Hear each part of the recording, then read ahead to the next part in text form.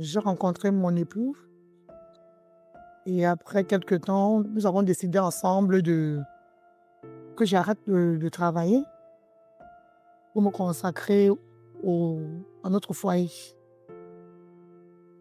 Mon mari, j'étais une femme dynamique, très dynamique. J'étais très dynamique, mais j'ai décidé de tout arrêter par amour et nous avons fait 3 enfants. Nous avons eu 3 enfants durant 5 années et la 5e année, malheureusement, mon mari est tombé malade. C'est-à-dire il était malade, très, très gravement malade. Et entre-temps, lui aussi, il avait perdu son boulot. Donc, on vivait entre l'hôpital, les examens et j'avais heureusement, je peux dire, pas malheureusement, heureusement une petite fille. Ma dernière fille avait 1 mois et demi quand mon mari est tombé vraiment malade.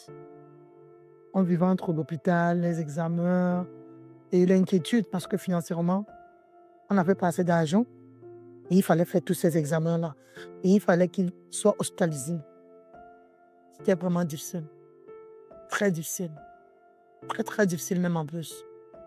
Un jour, le médecin m'appelle dans son bureau, le médecin me dit: «Madame, nous avons fait une chirurgie malheureusement. On pensait qu'avec la chirurgie, on pouvait aider votre mari.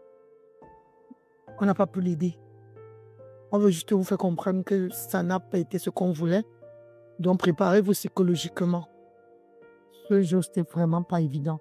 Et quelque temps après, mon époux est décédé. Deuil n'est pas seulement la perte d'une personne, c'est souvent la perte d'un repère, d'un pilier, d'un projet de vie et même d'un équilibre tout entier. Le deuil bouleverse toutes les dimensions de notre vie, que ce soit sur le plan social, matériel et même identitaire. Il y a beaucoup de personnes comme Laure qui ont perdu un jour subitement un conjoint ou une conjointe et qui ont vu leur univers s'effondrer. Ils ont dû se réorganiser, ils ont dû réapprendre à vivre, parfois très douloureusement. Quand en plus le deuil arrive subitement, on n'est pas préparé.